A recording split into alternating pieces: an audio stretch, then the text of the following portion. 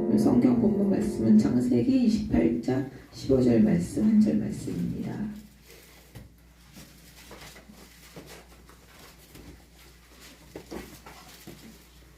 목소리로 합독하시겠습니다. 시작. 내가 너와 함께 있어 내가 어디로 가든지 너를 지키며 너를 이끌어 이 땅으로 돌아오게 할지라. 내가 내게 허락한 것을 다 이루기까지 너를 떠나지 아니하리라 하신지라. 아멘. 동행의 은혜라는 기쁨으로 은혜라는 말씀으로 말씀 듣겠습니다. 우리가 복음을 이야기할 때에 하나님이 사랑하신다, 하나님이 우리를 사랑하신다, 이 말씀은 복음의 핵심이 아니에요. 복음의 핵심은 뭐냐? 하나님께서 우리를 다스리신다, 하나님께서 우리를 통치하신다. 바로 하나님 나라, 하나님의 통치가 바로 이 복음의 핵심입니다. 그러면 이 복음의 핵심이 하나님이 우리를 다스리신다라는 것인데, 바로 그 핵심은 뭐냐? 하나님이 우리를 이 공동 왕으로 우리를 취임시켜 주셨다는 것이에요. 내가 왕이니까 너희는 무조건 내 밑에서 그냥 내 다스림 받고 복종하고 따라와야 된다, 그런 이 강압적인 게 아니라 우리를 공동 왕으로서 하나님의 권세를 우리에게 나눠 주셨다는 것. 그래서 우리가 결국은 승리하게 될 것이다. 이게 바로 이제 복음의 핵심이거든요. 하나님은 포악한 왕이 아니셔요. 내가 왕이다. 너희들은 그냥 무조건 그냥 너희들 인격도 없고 너희들 자유도 없고 그냥 무조건 그냥 내 뜻에 따라와서 내 밑에서 복종하고 그냥 너희처럼 살아야 된다. 하나님은 그런 하나님이 아니셔요. 우리를 지성적으로, 인격적으로, 그리고 믿음의 자유를 주시면서 우리를 이끌어 주시면서 우리의 삶을 주관하시고 이끄시는 우리의 왕이신데, 우리를 하나님의 왕의 공동의 자리에 우리를 불러주시고 취임하여 주셨다는 것입니다. 여러분, 우리는 마지막 날, 여러분들 마지막 날에 마지막 세상을 떠날 때에 나는 이러 인생을 살았다, 그렇게 고백할 터인데, 여러분들은 어떻게 말하고 싶습니까? 참 나는 내 인생 참 잘 살았다, 그렇게 말하고 싶습니까? 참 내 인생 참 험악하고 아주 그냥 나는 불행했다, 그렇게 말하고 싶습니까? 야곱을 보면은 정말 내 인생 험악한 세월을 살았나이다, 그런 이야기를 했어요. 그런데 자기가 불행했다 그런 이야기는 아니에요. 결국 믿음의 목표를 가지고 왕 되신 하나님의 통치를 받으면서 그분과 함께 다스림에 참여하기 위하여서 믿음의 기업을 쫓아갈 때에 그걸 얻기 위하여서 야곱에게는 수많은 역경이 있었다는 것이에요.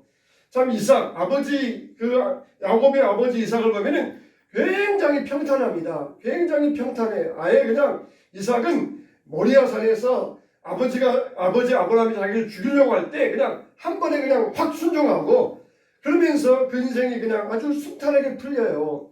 반면에 야곱은 아버지를 속이고 형을 속이고 거짓말쟁이가 됩니다. 험악한 세월을 살았다. 그걸 보면은 우리가 또 한 가지 세월호 이야기가 생각나잖아요. 올해 또 4월 16일이면은 세월호 10주기인데, 참 10년 동안 우리가 아직도 마음 가운데도 치워지지 아니하는 우리 나라의 큰 상처가 이 세월호 이야기지 않습니까?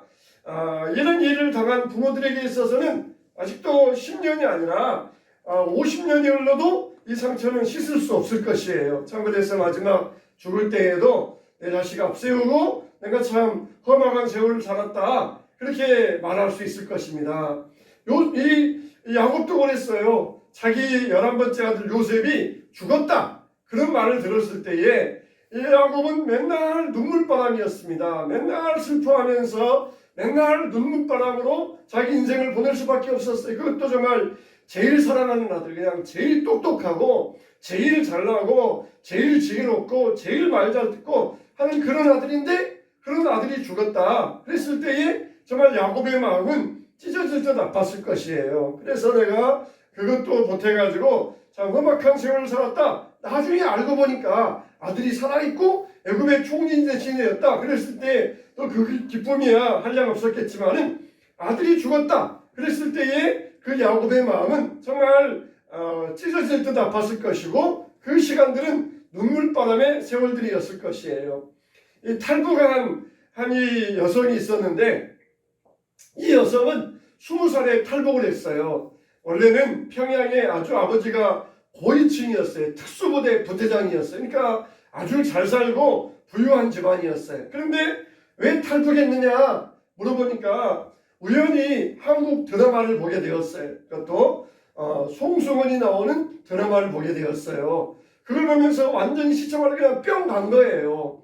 그래가지고는 처음에는 내가 하나만 봐야 되겠다 그랬는데 또 보고 또 보고 또 보고 그러면서 이것도 보고 저것도 보고 그러다가 완전히 거기에 물들어 버리고 만 거예요. 그러면은 속에 그런 생각이 있으면 어떻게 되겠어요? 그게 이제 밖으로 나오게 되잖아요. 근데 만일 자기가 꿈꾸면서라도 잠꼬대라도 혹은 친한 친구들 모여 있을 때 한마디라도 남한에 대해서 좋은 이야기하고 그 당에는 김정일이었는데 김정일 장군에 대해서 나쁜 이야기하고 그러면은 인생 끝나는 거예요. 그걸로 끝나는 거예요.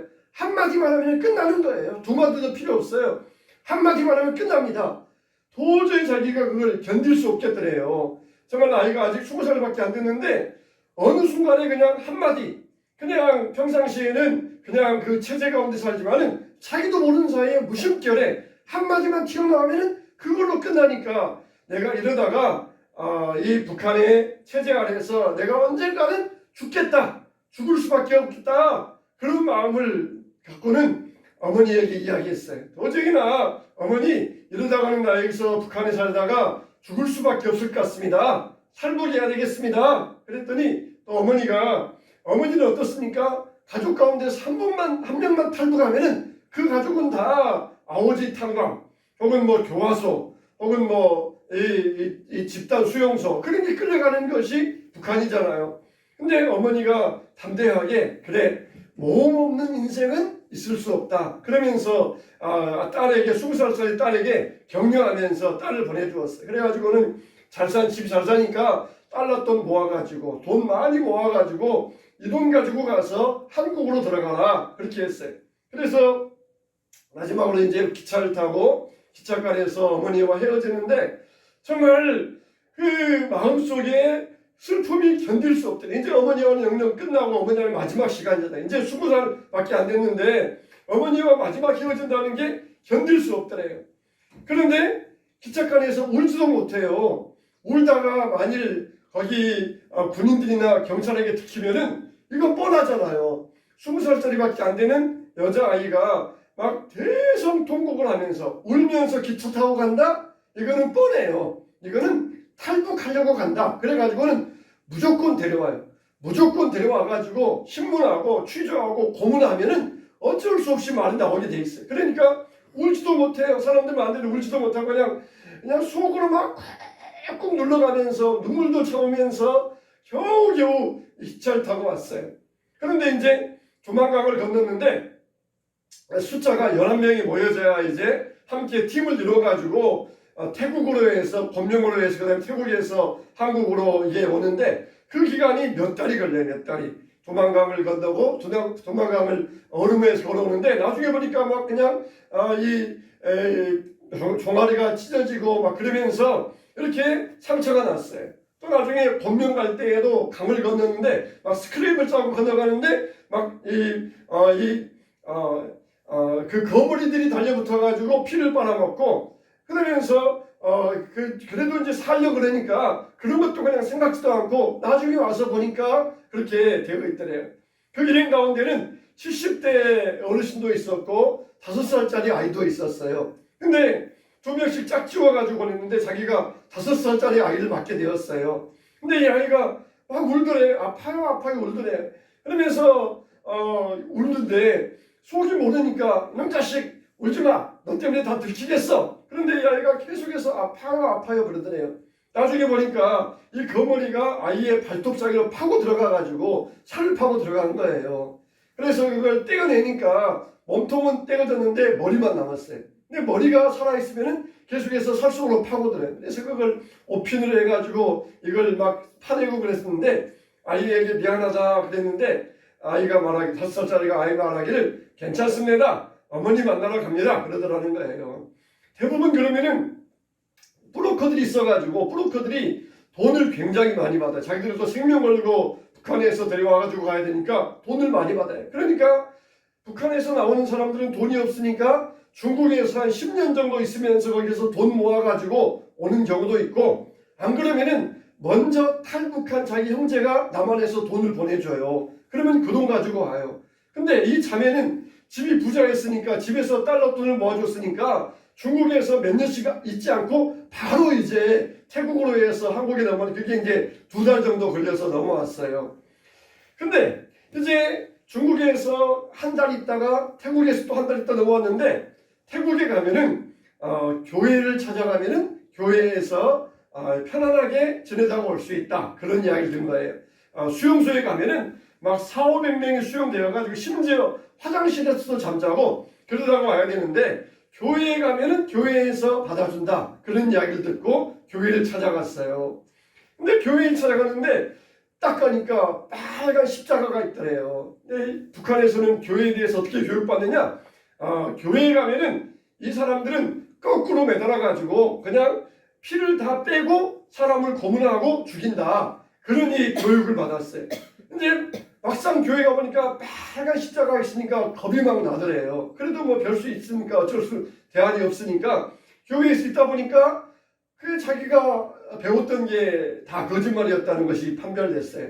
그리고는 나중에 목사님 통해서 교육받고 신앙교육받고 여기에서 계속 있어도 좋은데, 있으려면은 신앙교육 받아야 된다. 그래가지고 신앙교육받고, 그리고 대한항공을 타고 남한에 넘어오고 하나원에서 교육받고 그러면서 이제 살고 있는데, 참 얼마나 험한 시간들을 보냈는지 몰라요. 어린 처녀로서 참 험한 시간을 보냈는지 몰라요. 근데 하나님께서 자기와 함께 하시는 것을 믿었다는 거예요. 어느 날 태국의 교회에서 기도하는데 갑자기 뒤 돌아보니까 환상 중에 3사람이 서 있는데 그 신비한 금가루가 3사람에게 이렇게 덮여 씌워져 있다는 것이에요. 나중에 알고 보니까 그게 뭐냐, 자기 어머니, 아버지, 오빠였어요. 자기는 탈북하는데 그 추위에 도망간 건너고 와가지고 와서 건넜는데, 자기 이 오빠랑 아버지, 어머니는 이 중국으로 갔다가 그리고 바로 남한으로 넘어오면서 그렇게 거의 뭐 며칠도 안 돼서 탈북하는 그런 과정을 거쳤는데, 나는 왜 그렇게 고생해서 건넜는데 오빠랑 어머니, 아버지는 저렇게 편하게 오게 하셨으니까 네가 앞서가면서 그렇게 고생을 하니까 너의 부모들을 그렇게 편하게 데려올 수 있었다, 그러면서 금가루 뿌려주었던 그 환상이 생각나더라는 것입니다. 한 사람이 고생하니까 나머지 가족들은 편하게 넘어올 수 있었다는 것이에요. 이렇게 야곱이 자기 인생을 험악한 세월을 살았다, 그렇게 표현하면서 그의 한마디가 그의 모든 인생을 다 대변해주고 있는데, 야곱을 보면은 쌍둥이 아들로 태어났잖아요. 에서와 야곱은 어떻습니까? 1초 차이, 1분도 아니고 1초 차이예요. 둘이 서로 막 싸우면서 누가 형이 될 것인가 싸우다가 에서가 나오니까 야곱이 곧바로 나와가지고 그렇게 하면서 이 둘 사이가 1초 차이로 형과 동생이 되었던 것이에요. 그런데 이렇게 1초 차이로 태어났는데 이게 세상에 나와보니까 대우는 하늘과 땅 차이예요. 그 당시에는 뭡니까? 장자 유산의 원칙이잖아요. 장자에게 유산을 물려주는 게 그 당시의 원칙이었어요. 그래서 모든 기업의 유산이 큰 아들에게 돌아가요. 작은 아들은 없어요. 아버지는 그러니까 장자니까 편애하고, 어머니는 이 동생 야곱을 더 편애하고, 어머니에게 있어서 야곱은 아픈 손가락이에요. 오죽했으면은 이삭이 자기 아들 이름을 야곱이라 지었겠어요. 야곱은 뜻이 뭡니까? 속이는 자, 거짓말쟁이, 그런 뜻이 있어요.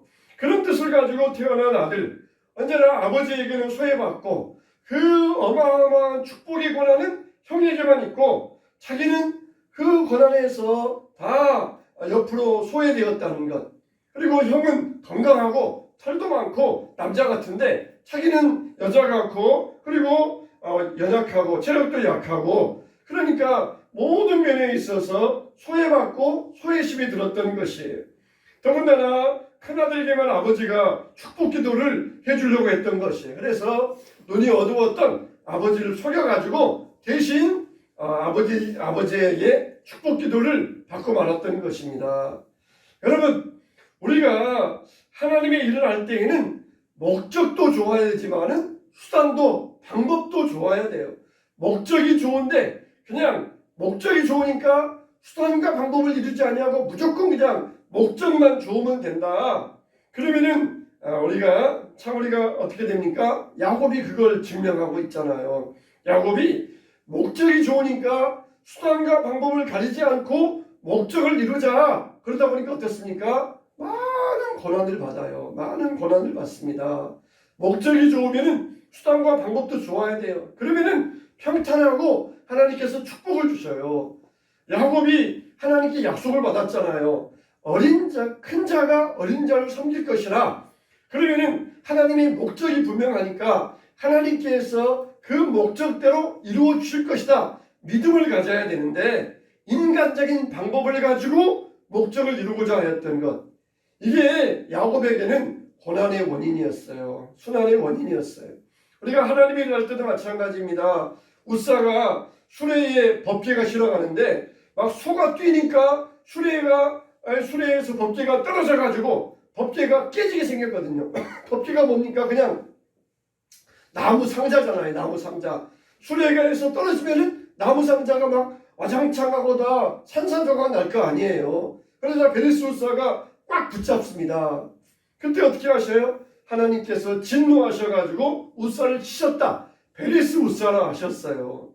그러니까 여러분, 하나님께서는 하나님의 방법대로 하나님의 일을 해야 되는데 하나님의 방법이 아니니까 이스라엘을 대표해서 웃사가 고난을 당했던 것이에요. 그러니까 하나님의 방법이 아니니까 웃사가 대신해서 죽음을 당했던 것입니다. 참 야곱은 하나님의 방법대로 축복을 받고 아버지한테 가서 아버지 단판을 지으면서 하나님께서 분명히 아버지에게 작은 자가 큰 자가 작은 자를 섬긴다고 약속해 주지 않으셨습니까? 저에게 축복 기도해 주세요. 그러면은 이삭도 깨닫고는 해 주었을지 몰라요. 근데 인간적인 방법을 동원했을 때 야곱은 정말 험악한 세월의 길에 들고 말았어요. 그것 때문에 결국은 아버지에게 미움받고 형에게 죽일 신세가 되어가지고 도망자 신세가 되어가지고 어머니의 품을 떠나서 외삼촌 라반의 집으로 돌아갑니다. 거기에서도 라반을 만났는데 자기보다 더 왕 거짓말쟁이, 왕 사기꾼을 만나요. 그래가지고는 라반에게 속임당하고 많은 부자가 되었지만은 아들들에게 또 속임당하고 이렇게 좋은 목적이지만은 안 좋은 방법으로 했을 때 결국은 호소라니 그에 대해서 자기가 대가를 치르고 그 다음에 자기의 삶을 뒤돌아보면서 내가 험악한 세월을 보냈나이다. 그렇게 고백을 했던 것이에요. 우리가 하나님 앞에서 좋은 목적이 있으면은 그 목적을 이루기 위해서는 수단과 방법도 반드시 좋은 수단과 방법이 있어야 됩니다. 그래도 야곱에게는 뭐가 있어요? 그 마음에 열정이 있었잖아요. 내가 하나님께 축복받아야 되겠다. 하나님은 그래도 그걸 보셨어요. 그걸 거짓말쟁이 이건 내가 나중에 따로 이걸 두고 내가 빚어가고 이 야곱을 연단해야 되겠다. 따로 두시고 일단은 야곱의 그 열정, 축복에 대한 사모함, 간절함 그걸 하나님이 먼저 보셨어요. 저는 저렇게 하면서 내가 어떻게 저는 복 줘. 하나님은 그러지 아니하시고 일단은 야곱이 그렇게 열정적으로 사모하면서 나오는 그걸 보시고 야곱을 축복하셨어요. 그럼 나중에 따로 가서 야곱의 거짓말을 다루시면서 라반에게 속임당하게 하시고 또 아들들에게 속임당하게 하시고 그에 대해서 이제 빚어가시고 하나님께서 거룩한 사람으로 야곱을 만들어 주셨던 것이에요. 그러니까 우리에게 속 중심에는 항상 하나님에 대한 사모함이 있어야 돼요. 간절함이 있어야 돼요. 하나님에 대해서 우리가 정말 뜨거운 마음이 있어야 됩니다. 나는 얼마나 나는 정직한 줄 알아? 저 세리처럼 내가 뭐 돈을 토색한 일이 있는 줄 알아? 내가 저 세리처럼 뭐 기도도 안 하고 그런 사람인 줄 알아? 나 빤듯한 사람이야. 나는 저 세리처럼 도둑질도 안 하고 나는 기도 많이 하고 빤듯한 사람이야. 이 바리새인은 그런 열정, 간절함이 없었어요. 그러나 세리는 비록 죄인이었지만은 하나님 내 죄를 용서해 주세요 그러면서 얼마나 하나님에 대해서 간절함이 있었는지 모릅니다. 바리새인은 그런 마음도 없이 그 남을 정죄하면서 나는 저 세리와 같이 아니함을 감사하나이다. 감사해도 좋은 걸 감사해야 되지 않겠습니까? 그런 그냥 미지근하고 냉랭한 그런 마음 가지고 있으면서 자기는 똑바로 살았다. 그것만 가지고 주장했을 때 하나님께서 이 바리새인은 불의하다 하시고 우리 세리를 의롭다 그렇게 인정해 주셨던 것이에요. 여러분 우리에게도 이런 하나님에 대한 간절함이 있습니까? 야곱처럼 내가 하나님의 유업을 받아야 되겠다. 내가 정말 장자의 축복을 받고 하나님 앞에서 이 기업의 유산을 내 것으로 삼아야 되겠다. 그런 간절함이 우리에게 있습니까? 그냥 나는 똑바로 살았으니까, 나는 올바른 인생 살았으니까, 나는 떳떳하다. 그러면서 이 냉랭하게 식어버린 바리새인 같은 데 사람들이 되어서는 안 될 것입니다. 하나님은 그 야곱의 간절함을 보았어요. 나중에 야곱의 거짓말 이걸 다루시면서 철저하게 야곱을 거룩한 사람으로 만드셨지만 일단은 그 야곱이 얼마나 하나님께 뜨거운 마음을 가지고 있는가 그걸 보셨던 것입니다. 우리 학생 청년들은 우리 중심에 이런 이 뜨거운 간절함이 있어야 돼요. 다 부모님이 해주고 다 집안에서 해주고 그러니까 이런 간절함이 우리에게 없어요. 그러나 하나님 정말 하나님이 나의 유업의 기업이십니다. 하나님이 나의 축복의 주인이십니다. 그러면서 하나님 앞에 메어 달릴 수 있어야 돼요. 정말 가난하고 어려운 사람들 가운데는 어렵게 살았던 사람 가운데는 이런 이 축복의 기업을 하나님으로 두고 간절히 구하는 그런 사람들이 있어요. 정말 하나님이 나의 것입니다. 나는 이제 부모에게 물려받을 유산도 없습니다. 기댈 형제와 친척도 없습니다. 오직 나는 하나님밖에 없습니다. 그럴 때에 하나님께서 그것을 얼마나 기뻐하시는지 몰라요. 나 부모에게 물려받을 집도 있고요, 땅도 있고요, 할아버지에게 나 물려받을 회사도 있고요. 그러니까 내 인생 걱정 없습니다. 그러면은 하나님께서는 그런 사람을 버리십니다. 그러나 하나님밖에 없습니다. 하나님이 나의 유업의 주인이십니다. 그러면서 하나님 앞에 메어 달릴 때 하나님께서 이것을 기뻐하시는 거예요. 하나님께서 야곱을 어떻게 하십니까? 광야에서 만나 주셔요. 네가 어디로 가든지 내가 너와 함께 하겠다. 네가 고향을 지금 떠나지만 나는 다시 고향을 못 돌아올 것이다. 그런 생각하지 말아라. 네가 돌아올 때는 많은 때를 거느리고 돌아오게 될 것이다. 내가 너와 동행하면서 함께 해주겠다. 염려하지 말아라. 그러면서 야곱에게 분명한 동행의 약속의 확신을 주시고 은혜를 베풀어 주셨던 것입니다. 야곱은 그 약속 믿고 머나먼 타국에 내려가요. 그 전까지는 고향을 떠나면 죽는 줄 알았어요. 고향을 떠나면 하나님이 안 계신 줄 알았어요. 아브라함의 하나님, 이삭의 하나님인 줄 알았는데 고향을 떠나서 부엘사바에 이를 보니까 거기에서 아버지의 하나님, 이삭의 하나님이 아니라 나의 하나님을 만났던 것입니다. 우리들도 우리 학생 청년들도 나의 하나님을 만나야 돼요. 어머니 아버지가 믿는 하나님이 아니라 나의 하나님을 만나야 돼요.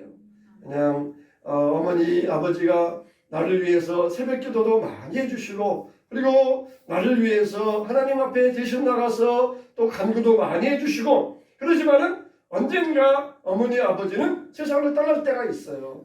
그렇지만은 하나님은 떠나지 아니하셔요. 그럴 때 아버지의 하나님, 어머니의 하나님이 아니라 나의 하나님을 만날 수 있어야 돼요. 나의 하나님을 만날 수 있어야 돼요. 기도 많이 해주신 할머니들도 또 새벽기도 하시던 어머니들도 다 세상을 떠날 날이 와요.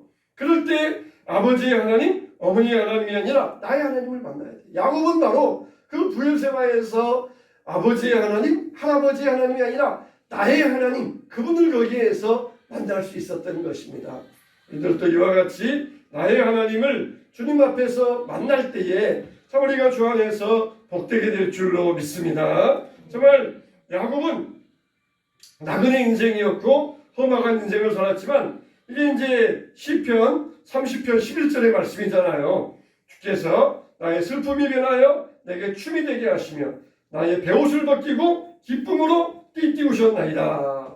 정말 하나님께서 자기의 슬픔의 베옷을 벗기고 기쁨의 옷을 입히셨나이다. 나의 슬픔이 변하여 춤이 되게 하셨나이다. 이게 하나님과 동행한 자에게 주시는 하나님의 은혜의 축복이에요. 하나님의 축복이 이게 바로 동행한 자에게 주시는 은혜라는 것입니다. 끝까지 내가 너를 떠나지 아니하겠다. 너를 내가 버리지 아니하겠다. 내가 너의 보호자가 되어주시겠다. 무소부재하신 하나님. 자기 고향 이스라엘에만 하나님이 계신 줄 알았는데 먼 나라 아람 나라에도 하나님이 함께 하시는구나. 그걸 믿고 하나님의 동행의 은혜를 믿고 내 슬픔의 옷을 벗기시고 기쁨의 띠로 띠우셨나이다. 이런 고백을 할 수 있었어요. 참 여러분, 우리에게는 이와 같은 하나님의 동행의 은혜가 여러분의 은혜가 되시기를 주님의 이름으로 축원합니다. 이제는 아버지의 하나님, 다른 사람의 하나님이 아니라 나의 하나님으로 여러분들이 하나님을 만나게 되시길 바랍니다. 하나님은 영원하시고 무소부재하신 하나님이셔요. 우리가 오늘 이 은혜 생각하면서 같이 한번 찬양 한번 부르기 원하는데요. 소풍 한번 불러보시겠습니다.